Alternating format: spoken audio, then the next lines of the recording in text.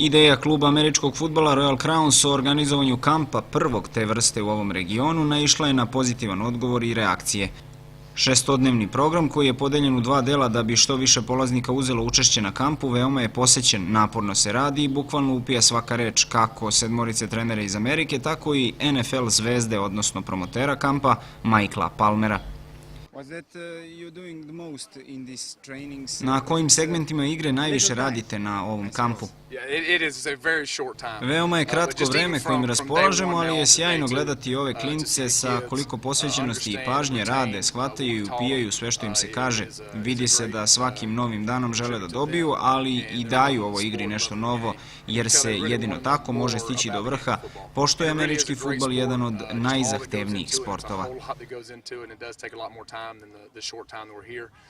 Atlanta je grad američkog fudbala, Falconsi su među najboljim timovima u NFL-u. Recite nam, znaju li ljudi u Americi koliko je zapravo ova igra zastupljena u drugim krajevima sveta? Znate kako, igrača je u Americi svakim danom sve više, a svi bi ugovor u NFL-u.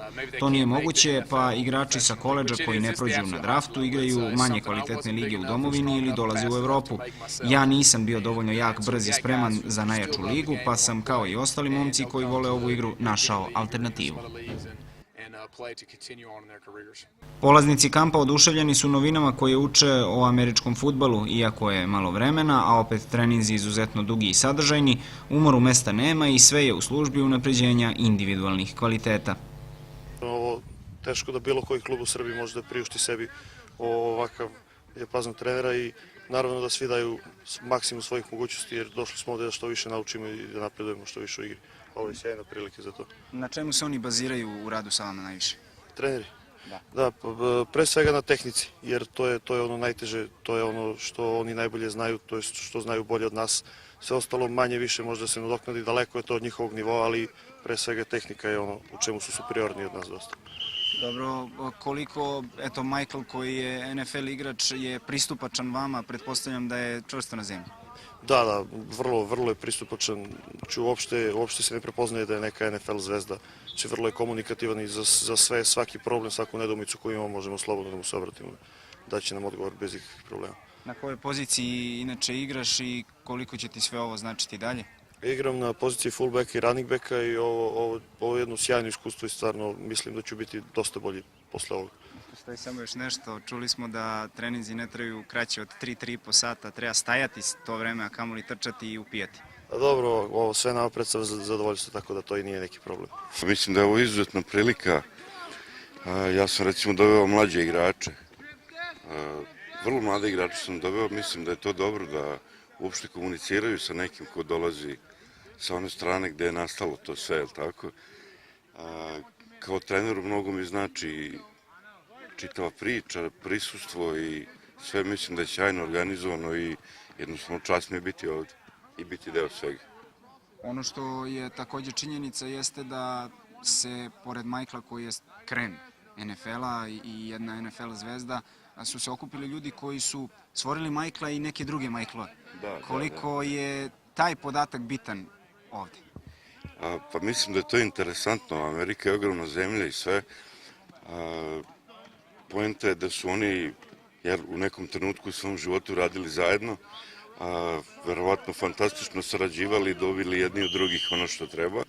Kad su se različili na neke druge krajeve, te velike zemlje, i dalje su ostali u kontaktu i dalje je to neka pozitivna priča i dalje to prenose na drugi i rade neku svoju misiju. Ono što je takođe činjenica, a što u drugim sportovima nema i nije toliko zastupljeno, a opet verovatno je prenet taj američki modus o kome ste vi sad pričali. Ovde su igrači različitih klubova i tu nema nikakvih netrpeljivosti i neprijatnosti, svi su na istom zadatku. Kako to objašnjavate? Pa naravno, ovo je sport, postoji neki viteški kodeks. Momci savršeno sarađuju međusobno sa trenerima, bodre jedni druge, izvlače iz sebe maksimum. Mislim da je to normalno. Kad dođu utakmice, biće krvavo, ali će naravno posle toga pruže ruke da sve zaborave. Mislim, nema tu neke prljavštine, sve je to viteštvo. Dobro, gde mislite da ćete najviše upiti i najviše dobiti na ovom kampu? Pa vidite, ja stvarno imam problem, ne mogu da stignem sve da pogledam što me interesuje. Pošto postoji 6 trenera, 6 različitih grupa, ja bukvalno ne znam gdje bih pre i šta da čujem. Tako da, pravo pitanje, vrlo veliki problem. Gde u kom trenutku pokupiti nešto? Iskoristili smo priliku da sa predsjednikom Kraljevačkih kruna rezimiramo dosadašnji deo nacionalnog šampionata, odnosno veliki uspeh koji su već ostvarili, a koji može postati još veći.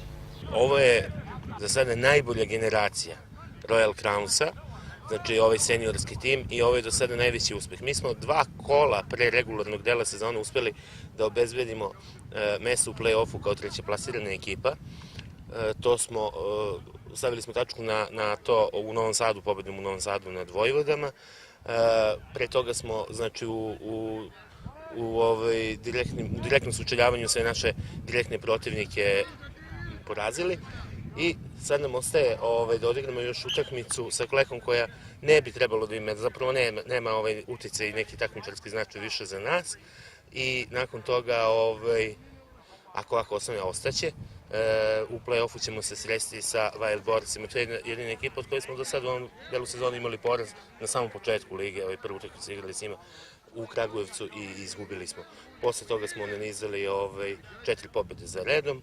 Znači očekujemo i 5. pobedu, a nakon toga u play-offu, play-off je play-off i zaista smatramo velikim uspehom kluba za ovu sezonu, obzirom da smo se mi ove godine plasirali u ligu. Ako ostvarimo uspeh u play-offu, neću se iznenaditi zato što vidim kako naši treneri rade. Posebno sam ponosan i na naš stručni štab koji je s jedne strane mlad glavni trener Viktor Todorović je prošle godine preuzeo juniorski program kao glavni trener i ove godine je prvi put glavni trener seniorskog programa, to odlično radi. I tu je iskusni Goran Senjičić kao ofenzivni koordinator. Zaista sam obavezan da ih spomenem, i Ljubodrag Anđelković, do prošle godine igrač, i pokazalo se vrsan trener odbrane. Na kampusu, pored igrača i trenera iz domaćih ekipa, učešće uzeli i predstavnici klubova iz Bosne i Hercegovine, Mađarske, Rumunije i Bugarske.